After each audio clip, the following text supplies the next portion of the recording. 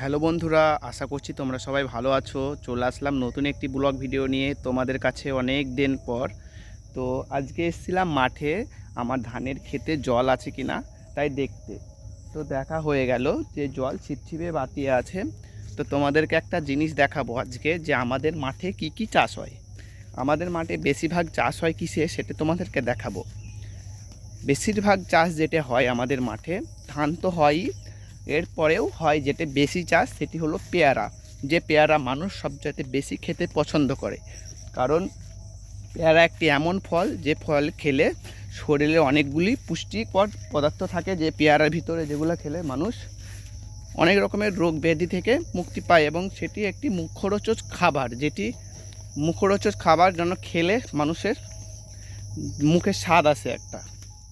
তো চলো তোমাদেরকে দেখাই বাগানগুলো কেমন হয়। তো দেখতে পাচ্ছ এটি একটি পেয়ারা বাগান। এখানে প্রচুর পেয়ারা হয়। এ দেখো পেয়ারাটা কেমন সুন্দর একটি পেয়ারা।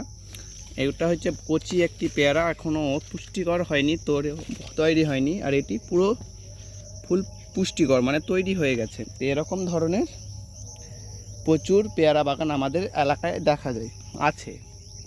এই একটি বাগান, এটিকে কাটিং চলছে। আর এটি হচ্ছে একদম চারা বাগান, যেটি এটি ছোটোখাটো একটি চারা বাগান। এখানে এখনও পেয়ারা হয় না, ছোট একটি গাছ, কলম গাছ, যেখানে পেয়ারা এখনও ধরেনি।